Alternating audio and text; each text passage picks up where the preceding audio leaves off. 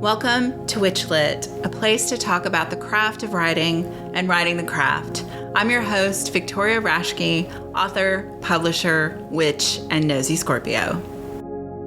Sandra Santiago is a radical educator, activist, and poet. Sandra is initiated in various branches of African spirituality. She is a Lukumi priestess of Obatala, as well as a Yaya Nganga in Pao Mayombe. She is a certified Reiki master and is accredited by the World Metaphysical Association and the Accreditation Council of Holistic Healers. Sandra is a medium in the Afro-Caribbean tradition of Espiritismo and has been offering consultations and readings since 2010. Her work can be defined as decolonization therapy. It is a healing process where wounded spirits and souls from disenfranchised groups can work to recover from historical trauma, racism, and other collective ills caused by the long-term negative effects of colonization. Sandra's work has been published in various anthologies, including Shades of Faith, Minority Voices in Paganism, and Shades of Ritual, Minority Voices in Practice. And she has contributed to The Wild Hunt, a daily online news journal. She has also taught at many gatherings, conferences, and venues across the United States. Her latest publication is a chapter in Llewellyn's complete book of North American folk magic, Lukumi, Espiritismo, and the Windy City, African Diaspora Magical Faiths. Sandra Santiago, welcome to WitchLit. Thank you so much for having me. I am so excited to talk to you. We have not had a Lukumi practitioner on, Awesome. So it'll be great to talk about some stuff that maybe listeners aren't as familiar with. Yes. I'm excited about. But our first question for everyone, and I think this might be especially interesting because both of your traditions are really oral traditions. Yeah. Is in this age of all the ways to communicate, why write? Right. Why write? Because it's time to disseminate the information. In this age of technology, it's important to keep these traditions alive. And I think that even though these are oral traditions, these are ancient traditions, and we call them ancient technologies. Mm-hmm. The knowledge has to evolve with the times. And so it is written. Yeah. Did you always want to write, or did the writing kind of come as this want to kind of distribute this information? Like, I guess, actually, chicken and egg. I was an English major in college, and I wasn't feeling it, but I've always been writing. Like, I've always written poetry as a child and a young person, and just English classes. I wasn't feeling it. So then I went into film, and then I went into education, and I figured I could do everything as an educator. So it came, it kind of came naturally. So yeah. No, that makes sense. And it's funny you say that, because I do think education, depending on where you land in education, like you do have the opportunity to be creative in so many ways to get that information across. What age did you teach, or what did you teach? Yeah, I am an early childhood educator. So yeah, I have my undergrad in education, and my master's is in language, in bilingual education. So that takes it from little ones to big ones, like adults learning. But my bread and butter is actually teaching little people. Awesome. Yeah. So imagine like that, like need to write poetry, like children love poetry. Like, I mean, children especially love rhymed poetry because I think stimulates their brains, but also felt like you just have opportunity to get so much packed into there. You're right. Absolutely. Absolutely. Yeah, no, the writing actually, I was in the performance poetry scene for a long while in Chicago, and then I left and I did some stuff in Minnesota, some performance poetry, came back to Chicago. But at that point, just the nature of the scene changed. And so, I kind of just write for myself. And then I was invited to write for The Wild Hunt a couple of times. And I really just like talking about my practice. So ask me and I'll tell you. Let's write about it. Yeah. Oh, awesome. So now I have a question though, because you write, you're an educator, and your actual faith practice requires a lot of engagement with travel and time and all of that. Yeah. So how do you balance all of that and have time for creative space for you? Because I'm a teacher, I do most of my creative stuff in the summer and on break. So I'm lucky that, my work provides me the opportunity to do what I love. So summers are mine, winter breaks, some spring breaks, those are mine. And that's when I can really focus on my painting, my jewelry making, my creative, my creative side comes out during that time. That's my downtime. Yeah. But that's great. And I think it's so good for people to hear that. I mean, we've talked about this a lot with other writers on the show, and I talk about it with writers I know in my life, is that, I think there's this stereotype that to be a writer, you have to like get up at 4:00 every morning and write all day. And like most people can't really do that. Right. I mean, it's not reality. Not. I think it was Toni Morrison who'd like put her babies to bed. She, in an interview, she said she'd put her babies to bed, and then her writing time was like 10 o'clock to 4 a.m. And sometimes that comes when the inspiration hits, and when those words are right, you got to do it. You take their notes, you have your notebook next to your bed. And that might sound kind of stereotypical, but I kind of just flow with it. So. I'm a big believer in carrying a notebook, because you just never know when an idea is going to hit you. Right. Exactly. Yeah. Especially coming out of the mouth of babes. Like they might say something that's inspirational. It's like, oh my gosh, where did this come from? And then just take it and just go with that. So yeah, I hadn't even thought about like all the inspiration you would get from your students. Yeah, that totally makes sense to you. Awesome. So the North American folklore, or I keep wanting to say folklore, it's folk magic. I keep saying the title wrong. The folk magic book, edited by Corey Thomas Hutchison. For folks who don't know, it's been out for a little bit. So how did you get involved in that project? Yeah, so living in Minnesota was really great because there aren't a lot of people who practice my faith. And so the pagan community is amazing over there. And so I really was able to connect with a lot of people from the pagan community. And Corey was one of the people.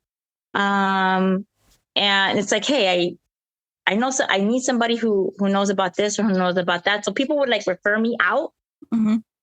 And that's just kind of how I connected with Corey. And here we are. Awesome. Yeah. So there was so much in it's funny to me, like in a brief chapter, like how much you were able to just kind of smash in there. There's so much information, but I think one of the things that really struck me is, and then it shows up in your biography too, for folks who haven't read the chapter yet. The idea of I don't know, idea isn't really the right word even, just the reality, I guess, of, reclaiming these practices as decolonization. Yes. And how important that is. And I really wanted to give you an opportunity to talk about that. Absolutely. It's something that is just so ingrained in me. And I think that as a person of color, I think we are bombarded by expectations and by just what whiteness expects of us, right? And so this is an anti-colonial stance. I mean, in the 70s, you had the Brown Berets and the Young Lords were doing a lot of social justice work in the community. And I think in the new social justice work comes with the reclaiming of indigenous practices. And so this is a stance against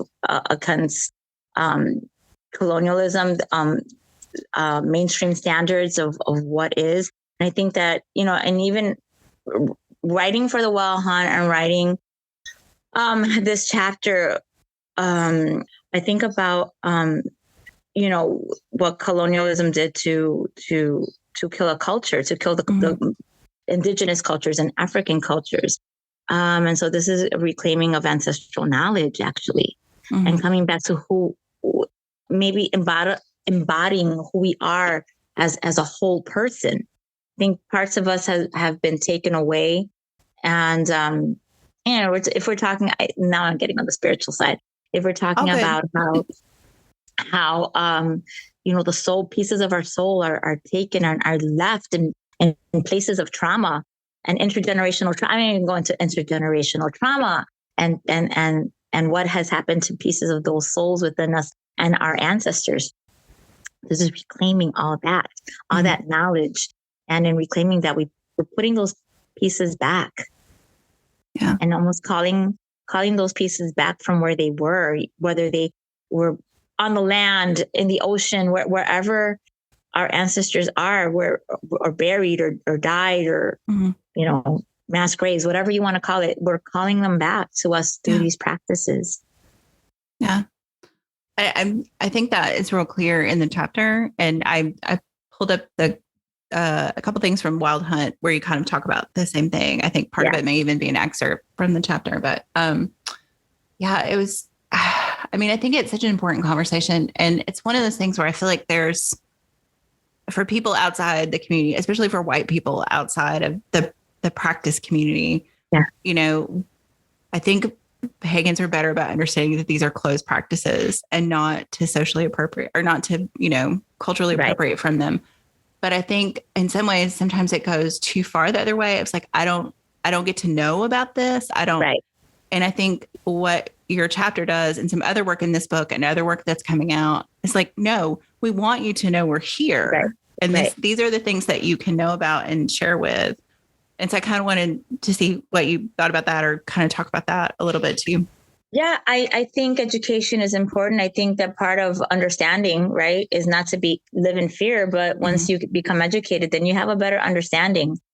And some practices are closed. So I could speak as much as I could about just the general information, like everything that I put in that chapter is like general information. That's the primer for anybody who's not aware, doesn't know or has heard, but doesn't know where to search for information. There's just basic working knowledge to understand what's going on, because a lot of the stuff that's coming out, because people are now living in their spirituality and it is present. It's a kind of like a here we are moment in time. We're seeing more of the African deities, of these deities being spoken of and sung about. I mean, think of years ago when a couple years ago, Beyonce did this whole performance at the Grammys dedicated to Oshun, who is goddess of fertility and love. And, people were like, what's going on? And so this is kind of gives you an understanding. Who was Oshun? Who was Kango? Who are these deities? And so I think that education is key, so that people don't become afraid or are not afraid to ask questions or just having some basic knowledge. It's really funny because when I lived in Minnesota, I think a lot of white people had a hard time like asking questions. And I was like, look, I'm not taking it personally. So you have a question. I can't speak for all people of color, but I can speak for, myself. Right. And, I had a lot of wonderful pagans ask some really great questions that just they didn't know where to go to just because they didn't have the resource or or were scared. And, as an educator, I'm here to support. And a lot of people of color don't want to educate. And I get it because it's not our job to, but because I have these relationships with people and they felt comfortable and they were trusting, loving, caring relationships. And, we could have these conversations. Right. So. Yeah. And I think you mentioned fear there. And I think, I think about like fear of kind of African traditional religions in two ways. I think pagans are afraid of stepping on somebody's toes or doing something wrong if they're aware. I mean, I think, there are probably still people who need to learn that lesson out there. So I don't want to say that's resolved because I don't think that is either. But I think there's also just generalized fear that these are somehow dark and scary. And, we still have the ghost of the satanic panic and all that stuff. And I'm just so glad to see that so much is coming out to go, these are not things to be feared in that way. Do you still encounter that as a practitioner with people? Always. I mean, I was on like TikTok this morning and somebody was talking about Orisha and they're like, this is demonic and, all this kind of stuff. So there's even backlash within the community, and this is, I am in no way making light of anything, but, Christ is king, right? In the Christian, within the Christian sect. And, within our own people of color, Christ is king. This is demonic. This is evil. You're going to hell. Save yourself now. And it's like, Thanks. Thank you for that. I'm going to keep it moving. But yeah, we encounter that all the time. Mm-hmm. You know, even today there was a Yamaya. There was a ceremony for Yamaya, who's goddess of the sea, mother of all. I wasn't able to make it really early. But you know, one reason to do it so early is because the stigma. Right. So it's like at the crack of dawn. I wasn't able to drive all the way over there today in Chicago, but yeah, as one reason to do it, it's because it's sacred. And sometimes we do need a witness when we do ceremony, but this was just a really calling to the community to honor. And even in that, there's going to be something. There's going to be someone saying something. So yeah. I mean, I think, you know, they're like only driving out the ignorance can help there, right? Like exactly. And so I'm glad that Corey put this together. I think this is a great primer for anybody searching for something. I think that's, you know, I had a friend and he was like, I don't feel it. The Christianity, I don't feel it. I know what I'm supposed to be doing, but I'm not feeling it. I think I'm driven to find something else. And this is a great resource. Mm-hmm.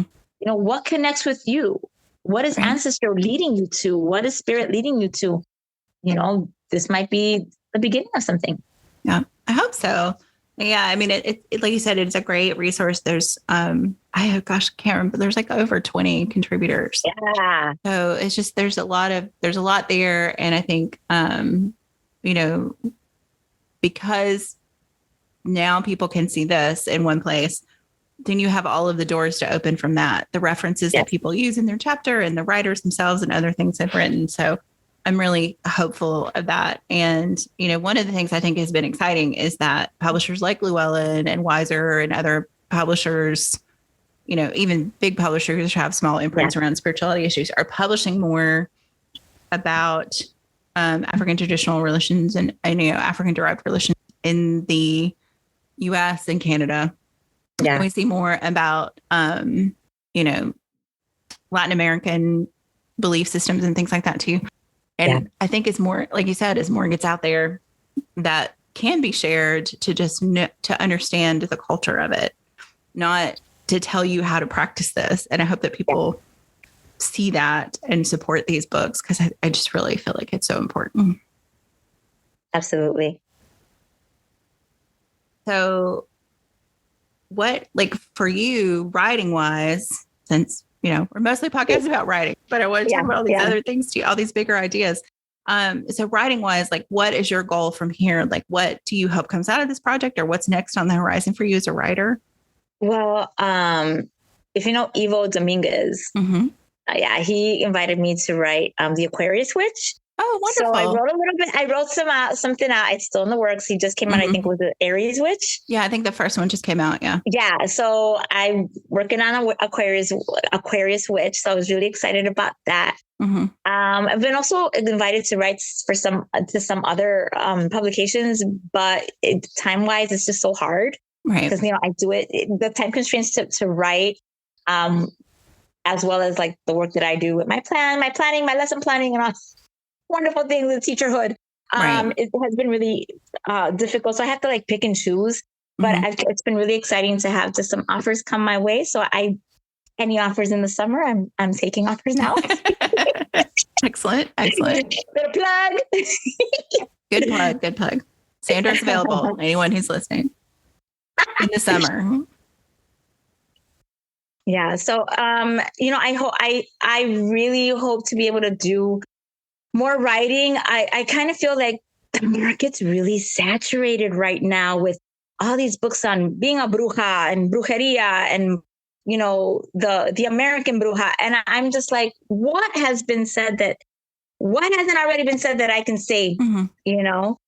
So I'm just kind of waiting it out. I'm looking for my niche, and just see what moves me. I have a lot on my mind. I have a lot to say. I just haven't found like the topic, kind of put it, want to culminate all this information, all this knowledge. So I'm kind of waiting and thinking, always writing, right? We always write, and just seeing what comes from that. Yeah. Yeah. I think, I mean, I feel like there has been a lot like published, especially like just in the last 2 or 3 years. It seems like there's been a lot, but I feel like hopefully we're just scratching the surface of what people have to say too. And I've heard more people talk about Espiritismo, but I haven't seen a lot of books specifically about it. There are a lot of books, and it's really interesting because there are a lot of more books. If you type it in, there's a lot of information. A lot of the books in Espiritismo. So do you know about Alan Kardec? I have heard the name. Yes. And there's actually a movie on Netflix about him. Oh, wow. Okay. Yeah. So Alan Kardec, that's not really his name. I can't remember his full name, but Alan Kardec was his spiritist name. And that was the person who brought it to Puerto Rico. Is that right? Right. Okay. And so all of his writings, basically he transcribed writings as a medium. So all the books that are out by him are books that we still use in our in our seances. How to communicate with spirits, what the spirit's perspective on life, death, and the world. Like there's just so much out there. It's so those are like our primers. Those are the espiritistas. Those are our primers. But there are a lot of other books based on those writings, kind of revamping what was written. I mean, it's been translated into I don't know how many languages. So things have gotten lost in translation, and a lot in Spanish. A lot of the Spanish is archaic, so it's been translated into modern Spanish and then into modern English. So there's a lot of information out there, and people explaining what Espiritismo is. I have a very good friend, Sancista Brujo Luis. He's also written a really great book on Espiritismo. He breaks down everything. So he's another great resource and friend. Oh, yeah. Well, that's good to know. And it fascinates me. I have a book, I write fiction, and I'm working on a book that has some spiritualism background around Lilydale and that colony establishing. And so I kind of got some sidelines into the other branches that exist from this very fruitful time, I guess, in like the burned over district and all of that stuff of New York. So it's been interesting. Yeah, I feel like there's, I don't know, the history is fascinating, but that, I think it's easy, especially as a researcher, to get caught up in the history and not think about current practice and how none of this is trapped in amber, right? Everything evolves and changes and grows. Absolutely. Absolutely. And so again, he was like, why write? Because this has to continue. And so hopefully, and also this demystifies it. I think there's a lot, and educates. And a lot of people are not, spiritism versus, I can't remember what the other ones. There's spiritism and spirit. I can't remember. There was two different topics. And with this one, I think it just really demystifies what it is, explains it. And like you said, it has to evolve and grow. And that's important because then there's death. And there's death of the practice, death of the religion. And some people, it's not so much a religion as it is a practice, but because there's so many religious aspects to it. But it, we wanted to continue. Yeah. Yeah. I mean, to me, that's the important thing. It's like, it's the beauty and the danger of oral traditions, right? Yes, absolutely. Yeah. So yes. Writing wise, how is having this chapter, like you've obviously gotten some more stuff kind of coming on your plate. Yeah. But how has that been for you to get that published, to get that out there? Like just personally as a writer, how's that been for you? Yeah. I was like, somebody wants to hear from me? Like, really? I mean, I think it goes back to like that trauma I had as a child where nobody listened to me. Like people, I know stuff, but this is in a different context. That was more spiritismo kind of stuff. But like, the fact that I've been entrusted to be a disseminator of information, and it's just kind of come full circle for me. And I'm really excited. I can't I'm thrilled. I'm excited. As a writer, to have people read your ideas, and it's not even like, I think fiction writing is amazing. But this is so different. It's like educating, right? Right. And so to be able to educate, that's really great. I love educating people. And also, I've done workshops. I used to do a lot of work with Santa Muerte. So I did workshops on Santa Muerte. I did workshops on Orisha, on spiritism. And, I'm able to put this in paper and have people and maybe educate more people than if I was just at a workshop. Mm-hmm. So more people get to understand and learn. And that's really exciting to me. Yeah. I think that, there's always that feeling as a writer, like when you see it in print, like on the page, that feeling of accomplishment. But I think you're right. When you're writing nonfiction, that education piece, especially for someone who is an educator, that has to be exciting. I'm excited for you. And you can hear it in your voice, how excited you are.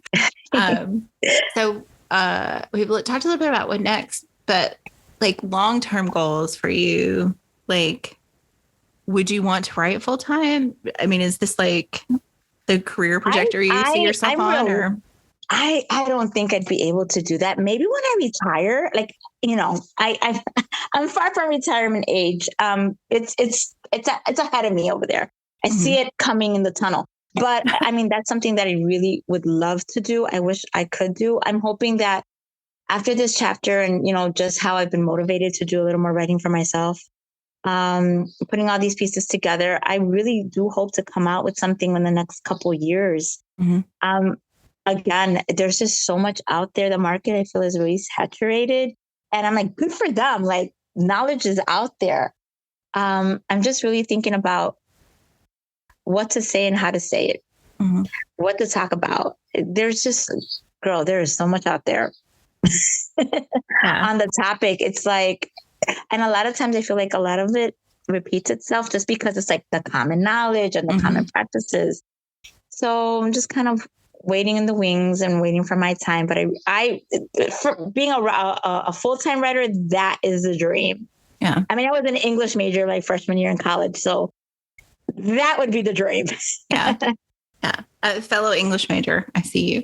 Hey. Yeah. I tell people I mostly write full time, but I still have like a contract job. So I cannot support myself writing at this point. Right. That is the dream. And that's why I'm like, I don't think I could be able to do that full time. Yeah. But I love the idea of having something. I'm a Generation X person, and I think we've all been like, retirement. What's retirement? Like, what is that? Do we get to do that? Like having something that you see it, but I don't know. Yeah. With the economy. Yeah. Having something that you can take into, perhaps past a public work life into our third act. Yes. I'm still not 100% comfortable with elder. Not there yet. I'm close, but I'm not there yet. Oh, I'm moving into it. I love it. I love it. I love elderhood. I'm moving into it and happily. Yeah, I'm not quite ready, I think. I turned 50 last year. I'm like, oh, this is when you're supposed to be, this is when you're supposed to be like looking at elderhood. But 50 feels so different than when I thought it would. Like if you told me I would feel like this at 50, at 20, I would have been, no, I'll be in a rocking chair in a retirement home. But that was 50 then. This is the new 50. We're still getting tattoos and shaving our head. I still have my docs, man. Yes, exactly. It was a totally different, 50 looks totally different. I can't remember who was on the show. It might've been Felix Lefay. We were talking about, the Golden Girls, like when they were on, like they were in their 50s. Yeah. Yeah. I just found that out and it's like, no way. Yeah. Like, okay, clearly what 50 is. I'm not looking like an Estelle Getty anytime soon, or at least I'm not trying to, you know what I'm saying? No. Although I will say B. Arthur had some style. Yes, she did. She had some style. I had some sass, which I always appreciate. But, yeah, it's interesting to me just to think about that because I do think, I don't know, I think, and maybe this is something that is built in differently to different communities. Like, I feel like, at least in my experience as a mostly solitary practitioner for most of my life, like there's not really a step or a ceremony or a place where I go, okay, I'm stepping into my elderhood. It's like I just kind of have to bonk my own self on the head with the magic wand and say I'm an elder now. Yeah. And then in other communities, that's actually part of the process. So I think that is interesting to me too. Absolutely. I have a lot of friends in the indigenous danza community, the Aztec dancing community here in Chicago, and I love it because they've reclaimed those ceremonies that were lost. And so there's a ceremony for motherhood, and there's a ceremony when a girl has her first blood, and when, all for death, for elderhood, for stages and ages. It's a beautiful thing. In Lukumi, there are certain ceremonies that mark the progression of time in the practice also. So that is really helpful because a society has lost that. And I think that, where we are with our kids nowadays, it especially after COVID, our society needs that in some way, shape, or form. Holding people accountable for their actions, through their age, through imparting wisdom, all that is so imperative. Yeah. And you're right. We have lost that. I mean, I think, we have, when people are younger, like there are like the American rituals of like getting your driver's license and graduating high school or college or getting married or whatever. And we do ritualize that. But once you're married, if that's your path, there's not a lot until you're dead. It's like your funeral is the next ritual that's about you. Yeah. Agreed. Absolutely. Yeah. And I agree. It's so important to me to think about that and what that means. And because of it, I think it's, recently I've kind of sought out practicing with a group again, because it feels like it's time. I don't really know how to describe it. It just feels like it's time. So all those transitions. It's important. I think the group practice is important. Unfortunately for me, like, my group is in Florida and I'm in Chicago. So it takes travel. It takes time and money to travel, to get the knowledge, to work with my elders. So I do seek out elders here and try to get into like community, I'm gonna say events because it's not an event, but some of the ceremonies, like this morning, which I totally literally slept on. Girl, 5 o'clock in the morning. 5 o'clock is early. Yeah, I gotta. Yeah. So, it's really, it takes some,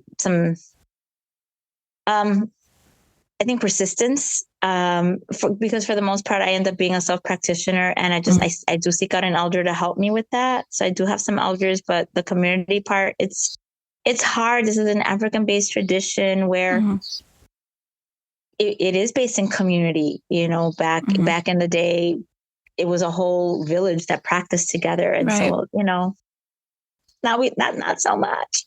Yeah, I was thinking about that when I was reading the chapter, and then just thinking about, like you said, your group's in Florida and you're in Chicago. So how, that, and I think I've listened to interviews with Lilith Dorsey, and she talks about that too in her tradition, and like how, like, yes, there are things about modern technology that have made that easier. Like travel is a little easier than it was 100 years ago, but it's still expensive. Yeah, like, it's just expensive. The outlay of that. And there's also, the internet and stuff like that, but it changes the dynamic of how to do things. Like now, if I have an elder in Florida, it's like I'll call them and we'll do like a telephone reading, and they'll throw their shells, or they'll throw their epele, right? And that's how I get my reading, or I'll get a reading via email, which is like, who would have thought of that? Yeah. A lot of people and a lot of elders that I know don't like to do that. It's not the same. But at the end of the day, when we're doing some ceremonies, community it's a communal practice. It's community. So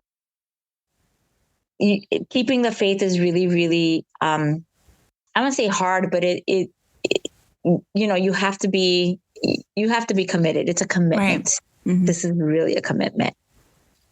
Yeah. I think you made that clear in the chapter, as those things that can be shared. Right. And I liked that. I liked the idea too, or the part where you're talking about how like because Chicago was such a segregated city that even the groups in Chicago were segregated from each other. And then that's changing as well. Yeah. And the ceremonies today, it's there's a group here in Chicago called Olorishas United. And they're also, there are a couple of chapters in the United States. And so it's about bringing the community together and doing and holding these practices as a group for people who need it. So yeah, I like that. It's one of those ways that things change and evolve, right? Yes. That's beautiful. Oh, no, that just seems exciting to me, especially like I was wondering in just reading that, like because I mean, especially now, like things are complicated and expensive. And like, if you're, the practicing in community is so dependent on being in a certain place. Yeah. Like, how then would a community change and react to that for people who just can't afford to do that? How do you embrace, the craziness that we're in right now, I guess? Yeah. So a lot of telephone calls or FaceTimes, and just understanding that you're going to have to like go either, some people get initiated in Cuba. And so it's like, there's one woman, Marta Morena Vega, who is one of she's an artist. She's in New York. And her group, the house is called an Ile. Her Ile is in Cuba. So back in the 70s, 80s, when she got initiated, she would have to go back to Cuba. And she couldn't as often, but then she just created this whole, she just does wonderful work to bring all the communities together now, as an elder in the community. But I think that when you initiate, you go in knowing that you are going to have to come back to the place of initiation, the place of basically your birth, because this is a rebirthing of you, right? And do the work. Another way is to maybe connect with another group in your local town, and so that's what I've been able to do. There's been some of the groups that I talked about. And I am able to engage with them and do ceremony with them. Sometimes I have elders here in Chicago who will come and do the ceremonies that I need. We'll gather some people here in my home and do what needs to be done for them. So, or they come from Florida and they come stay with me. And so we work it the way it needs to be worked. It's not always the best way to do it, but it gets done. Because the ritual needs to be done. Yeah. I always say witches make do. And I think that applies to lots of magical communities. Exactly. Yeah. And that's how it's always been. I mean, if you think about it, the herbs, the plants, and the tools of Africa are not the herbs, the plants, and tools of Chicago. So, that's the evolution of the uses of the herbs. And sometimes we have to stand out to Florida to them, man. Like we're waiting on herbs to come from Florida so we can do what we need to do. Yeah, like the bioregionalism of Chicago and Florida are very different, or Cuba even to Florida and Chicago. Like, yeah. Oh no, it's one of those things that like I think when you get in your own little bubble, you don't think about.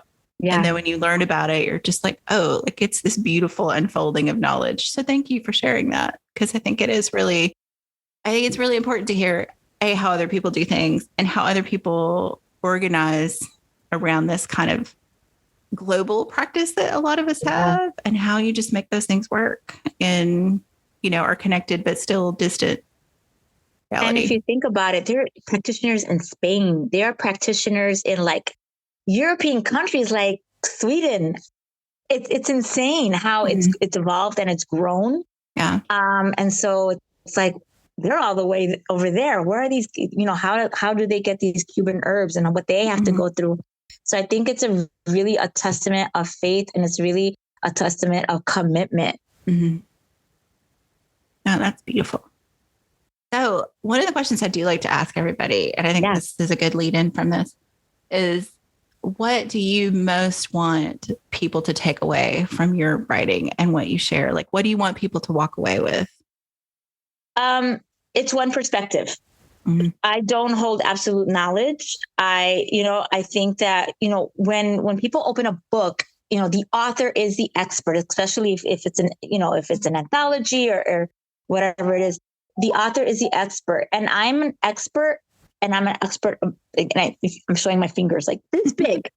And I don't hold absolute knowledge. I'm giving perspective from my personal lived experience. I'm giving experience from the way I was taught and the teachings that I received.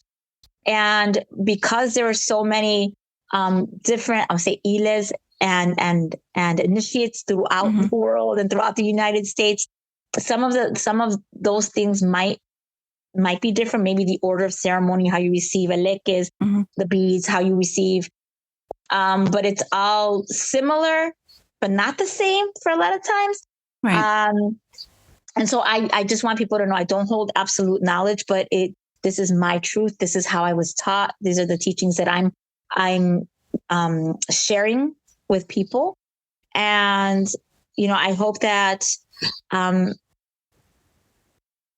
there is some learning done. And I hope that people enjoy reading and adding to their understanding of spirituality.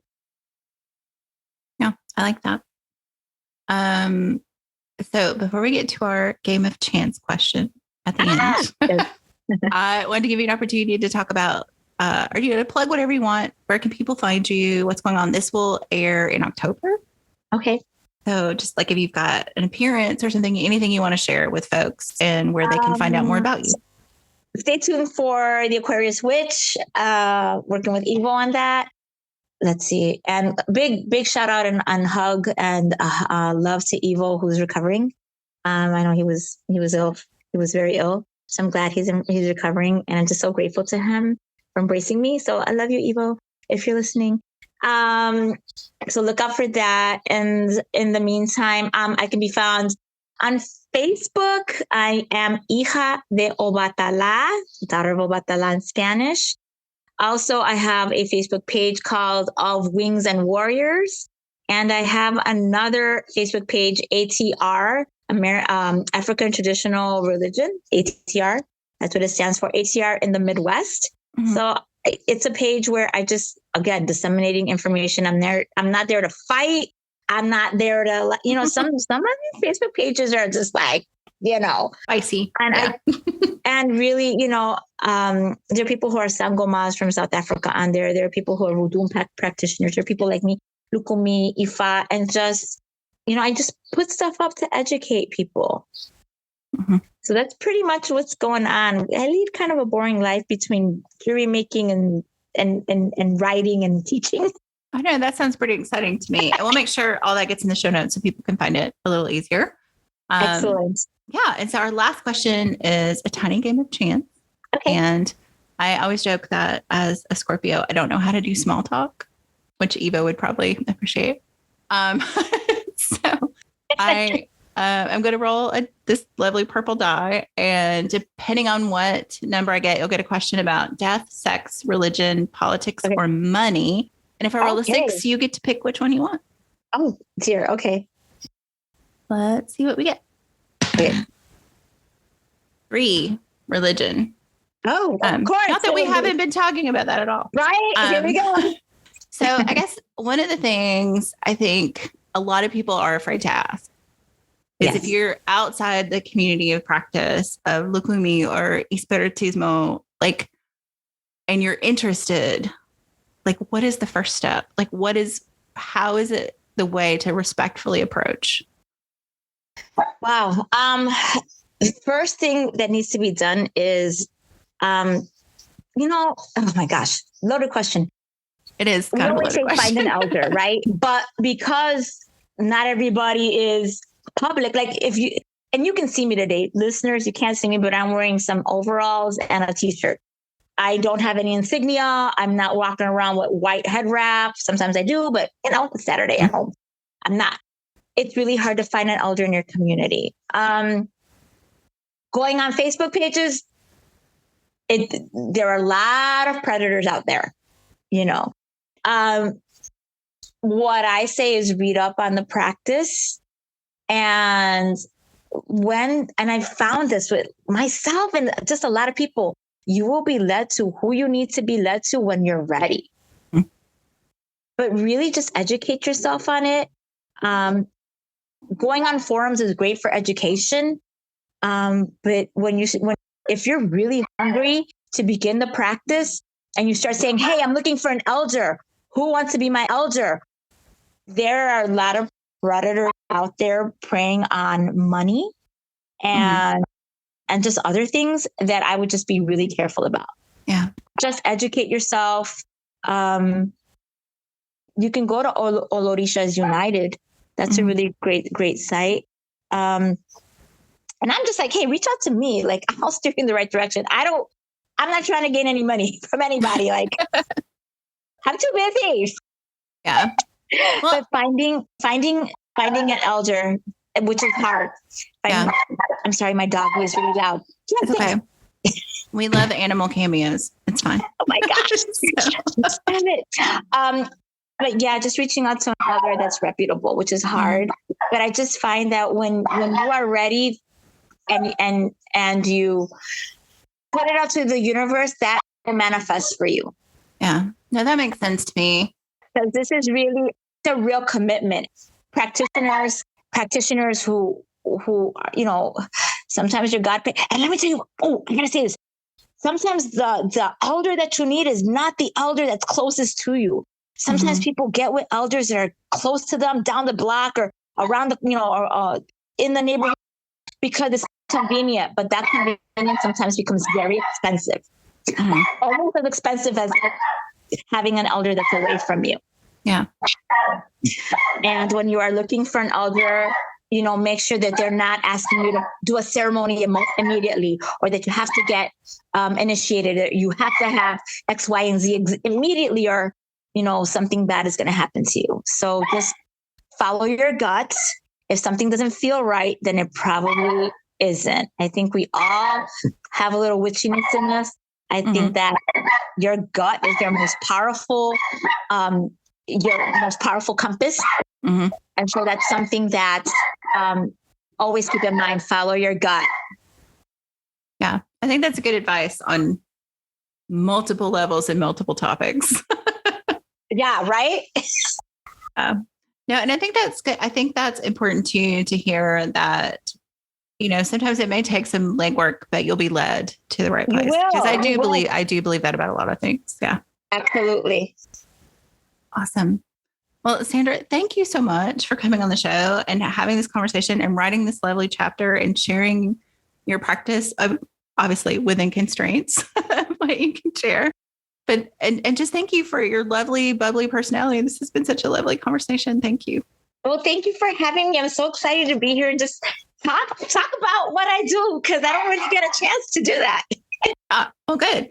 Well, when you get your book written, let's do this again. Absolutely. We will plan. Awesome. All right. We'll take care. All right.